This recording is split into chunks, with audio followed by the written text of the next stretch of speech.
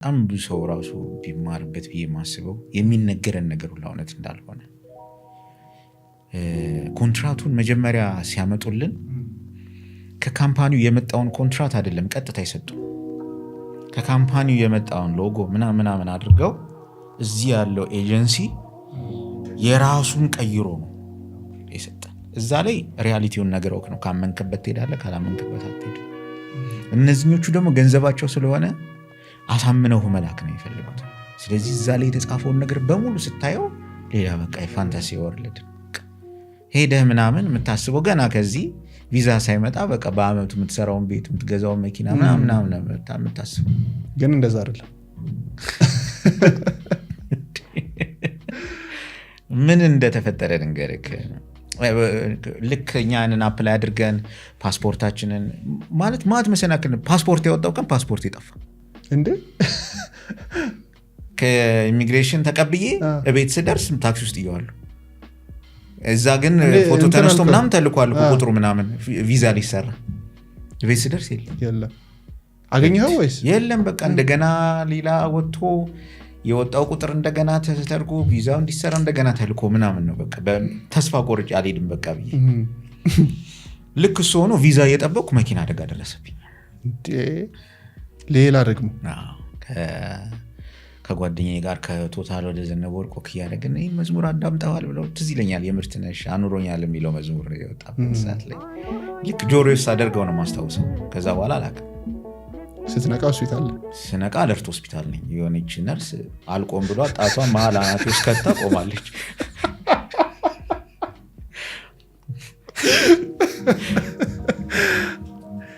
የሚገርም እኮ ነው ማለት መንገድ ላይ ነው ስትነቃ የሆነ ሆስፒታል መጠባበቂያ ያስቀመጡት ጎዝ ምናምን በሙሉ በቃ ሊዝ ብሏቸው ደሜ መቆም አቅቷት ጣቷን ከታ ቆማላለች ደፍና። ስነቃ ምንድን ነው እጁ ቱታ ነበር ደግሞ ፀጉሬን ተቆርጬ ምናምን ደግሞ የዛን ጊዜ እንዳለ ቀይ ሆና ምንድን ነው ስለው ጓደኛዬ መኪና ገጭቶን ይለኛል። አንተ እኔ ቱ ጋር ነው የገጨለው አሉ። እሱ እኮ ቀጥ ብሎ ነጥሎ ነው ያገኘኝ። ወደ ጅማ የሚወጣ ላንድ ሮቨር ነው እና በኋላ የመኪናው የተሳፋሪ በር ወደ ውስጥ ገብቷል። ስፖኪዮ የለም፣ ኮፈኑ ተጣሟል። እና ማንን ነው የምንጠይቀው ይሉኛል ጓደኞች። መኪናውን ነው አንተን ነው የምንጠይቀው ይሉኛል። መጥቶኝ ተመልሼ አርፌበት ምናምን ነው በቃ። እና መሀል ላይ ወደ አስፋልት ላይ ጓደኛዬ መኪናውን ሊያስቆም ሲሮጥ ከላይ ሌላ ተሳቢ መኪና እየበረረ እየመጣ ነው። መብራት የለም። በቃ ሰዎች ምናምን ጎተው ያመጡኝ ደግሞ ያ ደግሞ ይድብኝ ነበር ማለት ነው። አለርት አንችልም ከአቅማችን ነው በላይ ተባለ። ዋናው ፊልም ባይሆን በሪያሊቲ ጥቁር አንበሳ በአምቡላንስ ተላኩኝ። ጥቁር አንበሳም ፈን የሆነ ስቶሪ ነበር። ቁጭ አልኩ ምናምን ካርዶቶ ምናምን ወደዛ ወደዚህ መላለሳለሁ ከራሴ ጋር አይደለም ምናምን። ከዛ መሰፋት አለበት ተባለ። ሲሰፋ ሲል ማደንዘዣ አልቋል ትለዋለች። በቃ እንዲሁ ይሰፋ እሺ። ይሄ ሰፋፊ ቀበቶዎች አሉ፣ ይሄ ማሰሪያ ስትሬቸር ላይ እሱን ይዛ መጣች ልታስረኝ። አንድ ሰው እንዳያስረኝ ቁጭ ብዬ እሰፋለሁ። ቁጭ ብዬ እንደዚህ ብረት ይዤ እንደዚህ ቁጭ ብዬ ከመሰፋቱ በላይ መታጠቡን ያመመኝ ኦልሞስት በቃ ነርቬን ምናምን ነው የሚነኩት ማለት እና ከዛ እንደዚህ መሰፋት የነበረበት በቀጭን መርፌ እንትን ብሎ ወፍራም ሲልክ ነው ያለው ተባለ። ደግሞ ኦሬዲ ሸበሸቡኝ እንደዚህ ፊቴ ነው እንጂ አልተጣመመው ጭንቅላቴ ቅርጽ አሳጡት። እንደዚህ ዚግዛግ ሰፍቶ በማግስቱ ብላክ ሆነ እንደ ስልክ ቀፎ በቃ እንደ ስክሪን ብላክ ሆነ ፊቴ። ከዛ ይሄ ነገር በቃ ሊሆናል እንደገና ተይዤ ዮርዳኖስ ሆስፒታል አይፈታም በቃ ባለው ትሪት ቪዛ እየጠበቅኩ ነው። ዮርዳኖስ እየተከታተልኩ ቪዛው መጣ። ለ6 ወር ያህል አንድ ያነሳ ከባድ ነገር እንዳያደርግ ምናምን ተብሎ ትእዛዝ ተሰጥቷል።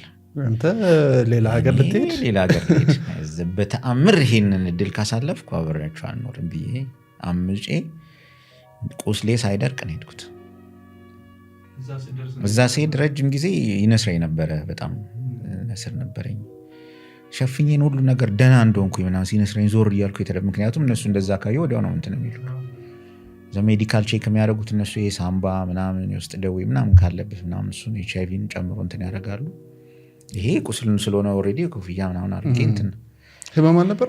አረ በጣም አለው። በዛ ላይ ሙቀቱ እኮ እንዴት ቻለ? በቃ ግድ ሲሆንበት ይችላል።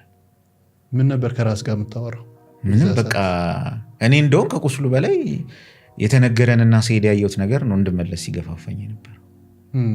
እሱንስ እንዴት አገኘኸው? ማለት የተነገረህ ነገር ምን ነበር? ያገኘኸው ነገር ምን ነበር? የተነገረ ልንሳፈር ስንል ቃውን ሄደን ምናምን የሆነ የራሳችን ሩም አለን፣ ሻወር ገብቼ ምናምን ገንዳ ውስጥ ተዘብዝፌ እያልኩ ነው ማስበው። ማዕት ነገር ነው ፒክቸራይዝ ያደረግኩትኝ። ምክንያቱም የተጠቀሰው ነገር ምናምን ሌላ ጉዳይ ነው። ስንሄድ ነው መጎሳቆሉ የጀመረው። ከዚህ ቀጥታ አልሄድንም፣ ሱዳን የገባ ነው በአውሮፕላን ትራንዚት ተብሎ። ሱዳን ልክ ገብተን ሌላ ፕሌን ልንቀይር ገና ሱዳን በሩ ሲከፈት ላይክ በቃ ልክ ዳቦ ቤት የገባህ ነው ይመስልክ። ምንም ያደረግ የተላጠውላ ነው ይመስል ፊት የሆነ ሰው ሲያወራ ሰምቻለሁ። እንዲገባውና ተመለሱ እንደዛ በቃ ይሄ ፍን ያደርግሃል። በዛ ላይ የተላጠ ነው ይመስል በጣም ፔኑ ላለው ስላለመድከው። እነሱ እኮ እዛ ማለት ነው ሱዳኖቹ እንደዛ ሙቀት ላይ ቁጭ ብለው እኮ በፔርሙዝ ሻይና ቡና ምናምን ሲጠጡ ታገኛቸዋል። ጭራሽ አፍልተው እዛ ማለት እንትን ነው በቃ ይሄ አንደኛ እዛ ለመሄድ ይገሯል ምናምን፣ ግን እንትን አደረግ ወደ ፈን ቀየር ነውና ዛሬ ባካችሁ ከዳቦ ቤት ነው ትራንዚት ምናምን እያለን እያሾፍን ከዚህ ዱባይ በኖርማል ፍላይት 3 ሰዓት ከ45 ደቂቃ ምናምን ነው የሚፈጀው። ሞስት ቀን 8 ሰዓት የተነሳን ማታ 2 ሰዓት ነው የገባ ነው ዱባይ ገባን። ከዱባይ እንደገና ተነስተን አቡዳቢ፣ ከዛ ከአቡዳቢ ጨረስን ጉዟችንን ብለን የመጣለን መኪና ነበር። መኪና ውስጥ ገብተን መሄድ ጀመርን። ሁላችንስ ደክሞናል። ገብተን ሻወራችን ወስደን ምናምን ቡና እየጠጣን እናወራለን በረንዳ ቴራስ ላይ ምናምን ብለን ነው። ወይ ትራስ የለውም የሄድንበት ቤት። ከዛ ግን ቀጥታ ወደ ገባንና አንድ የሆነ ልክ አሁን ኮንዶሚኒየም የምትላቸው ኤሪያዎች አይነት መንደር ላይ ገባን። እዚህ ልንኖር ነው ንቃ ፈልገው ነው ምናምን ብለን ተናደን፣ እሱም አልጋ የለም ተብሎ ጭራሽ ቦታ የለም፣ አኮሞዴሽን ነው እንደ ካምፕ ነው። ከዛ ያው የአቡዳቢን የሚያውቁ ፖድካስት የሚሰሙ ሰዎች የሰናያ 6 የሚባለው ቦታ አለ። እዛ ሄድን። ልክ ስንወርድ የትሰፈር ልበል እዚህ በጣም ማዕት መኪና ምናምን የተበላሸ የታረደ ጌጃ ሰፈር ምናምን በቃ እንደዙ አይነት ሰፈር ነው ሰፈሩ። እና በወለቀ መኪና ውስጥ ምናምን አቋርጠን ምናምን ነው በእግራችን የገባ ነው። አዎ ገባን። የሆነች G+1 የምትመስል ፎቅ ነገር አለች። የሽቦ ደረጃ ነው። ከዛ በረንዳውም ላይ ልትረግጠው ሽቦ ነው። በቃ የዶሮ ቤት ነው ይመስል። ጃንታችን ይዘን በቃ ሊቢያ ነው ያለ ነው እያለን ገባን። እኔን አንድ ሩም፣ ሁለቱን ሌላ ሩም አስገብን ቦታ ያለበት። ስንገባ 6 ተደራራቢ አልጋ አለ አንዱ ክፍል ውስጥ። 5ቱ ተይዟል። አንዷ ላይ አለች ትርፍ ለኔ ማለት ነው። እሺ በጣም የሚያስጠላ ሽታ ነው ያለው ቤት ውስጥ ማለት ሌላ ነገር አይደለም። የምሻወር ድስት ምናምን እኮ አልፌ ነው የሄድኩትኝ። ሩዝ የተበላበት ድስት ምናምን፣ ይሄ ዶሮ ጥፍሮች ምናምን እንደዚህ የተቀቀለ ሾርባ የተበላበት ማት አይነት ነገር ነው። ኔፓል፣ ህንድ ምናምን ነው እዛ ውስጥ የሚኖረው። እሱን አቋርጠ ነው ተደራራቢ አልጋ ላይ የምትወጣው። በጣም ነው የሚሸተው ምግቡ። አንደኛ እኛ አለመድ ነው እንደዛ። ከዛ ብርድ ልብስ አምጥቶ ሰጠኝ። ቁጭ አልኩኝ። ምን ተሰማህ? እዛ ፊልም ውስጥ ነበር የመሰለኝ ያለሁት እና ዝም ብሎ በነቀው እንባ ይወርዳል። በነቀው እንባ ይወርዳል። ዝም ብሎ ኦርኬስትራ ነው የምትሰማው። ማንኮራፋት፣ እንደዚህ አይነት ማንኮራፋት በህይወቴ ሰምቼ። ይቀባበሉታል ከታች ከላይ ማለት በቃ በኛ ዜማ ፈጥረውልሃል ውስጥ። በዛ ውስጥ እንዴት ነው የሰው ልጅ ሊተኛ የሚችለው? ይሁን እንጨት ቤቱ ላይ ነው ይመስል ሀበሻ ሆነ ደሃም ብትሆን ብቻ መተኛት የለመድክ ሰው የትኛውም እንግዲህ ሀበሻ ቤት ስትሄድ ምናምን መሬቱን ሶፋ ምንም ብቻ ለብቻ ነው የምተኛው ምናምን ከሰው ጋር እንደዚህ ለማታውቀው ሀገር ዜ እንደዛ እያንኮራፉብህ ምናምን እንዴት እንቅልፍ ሊወስድ ይችላል? ፕላስ የገመትከው ነገር ሌላ ነው። ምንም የሚገናኝ ነገር የለውም። ሆል ናይት ሳልተኛ ነገር። ከዛ እነሱ ምን የትኛው ክፍሉ እንዳሉ ስለማላቅ እንዴት ሄጄ ያገኛቸዋል? ከልጆቹ ጋር ራሱ ገና እዚህ ነው እንጂ የተዋወቀ ነው። ልንሄድ ስንል ጓደኛ ማቾቹ ላ አይደለን አንተዋወቅም። ስማቸውን ብቻ ስልክ ምናምን የለም። ስልክ ሲመች ይወጣልሃል። እዛ ስትሄድ ምናልባት ቀፎ ይዘህ ትሄዳለህ እንጂ ሲም ገና ነው። ምን ሁኔታ ውስጥ እንዳሉ ራሱ አታውቅም። እነሱ የእነሱ እንደውም ትንሽ ይሻላል ብዬ አስባለሁ። በወቅቱ 2 ስለሆኑ ቢያንስ ያወራሉ። እኔ ብቻ ነኝ ያለው። በቃ የምትሰማውን ድምፅ ነገርኩህ እኮ ጆሮ ውስጥ የሚገባውን ድምፅ ነጋ። ከዛ ቀን ጀምሮ ለሚቀጥሉት 4 እና 5 ወራት ሀሳቤ ትኬት መቁረጥና መቁረጥ ብቻ ነበር ለመመለስ። ከዛ ካምፕ ገባን። ስልጠና ነበረ ካምፕ። ኤንኤስአይ ናሽናል ሴኩሪቲ ኢንስቲትዩት የሚባል አለ። እዛ ትገባለህ። እዛ ስልጠና ወስደ ስጨርስ ደግሞ የአቡዳቢ ፖሊስ ሄድኳርተር ደግሞ ሌላ ፈተና ይሰጣል። እሱን ፈተና ካላለፍክ እንደዛም ሆነክ ዲፖርት ነው የምትደረገው። እዛም ደረጃ ደርሰህ ኤንኤስአይውንም ማለፍ አለብህ ፈተና። የአቡዳቢ ናሽናል ፖሊስ ሄድኳርተር ፒኤስፒዲ የሚባል አለ፣ ፕራይቬት ሴኩሪቲ ቢዝነስ ዲፓርትመንት መሰለኝ እንደዛ። የእሱንም ማለፍ አለብህ። እሱን ካላለፍክና ወደ ሀገር ያልመለስም ውጭጭ ብለህ እግር ላይ ከወደክ የሚገጥም ምንድን ነው በሆነ በ700 ወይ በ1000 ድርሃም የሆነ ቦታ ላይ ትመደባለህ፣ በረሃ ላይ ምናምን። እሱን አለፍን ምናምን ተመደብን ስራችን ላይ። ጥሩ ቦታ ነበር።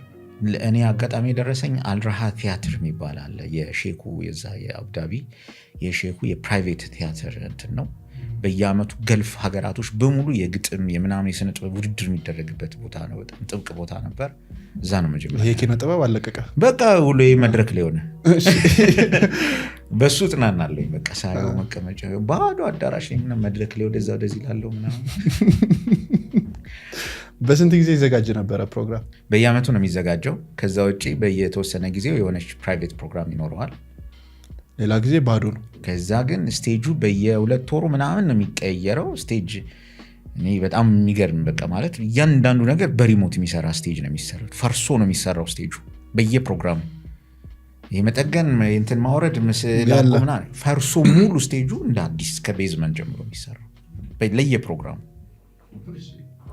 እዛ አለ። ትልቁ ነገር እዛ ጋር የሚሰጡ ያው የሕክምና እርዳታ ትምህርት ወስዳለህ፣ እሳት አደጋ ትምህርት ትወስዳለህ እዛ ምናምን።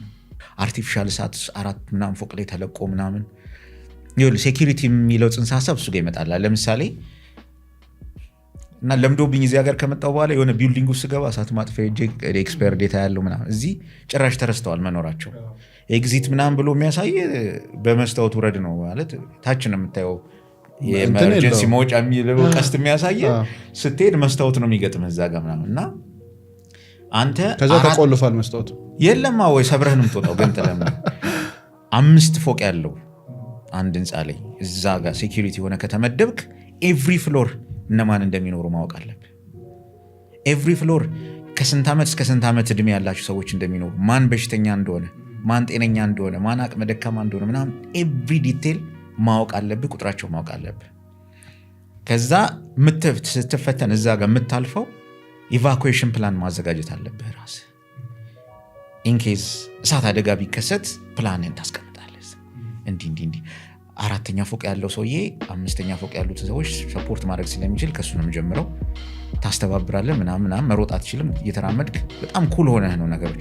ያንን ፕላን ታወጣና አሴምብል ፖይንት የሚባል አለ። ሁሉንም አውጥተህ እዛ ቦታ ካቆምካቸው በኋላ ቆጥረህ ሙሉ ሰው መውጣቱን ማረጋገጥ አለብህ። ዳት ማች ነው ሴኩሪቲ ማለት።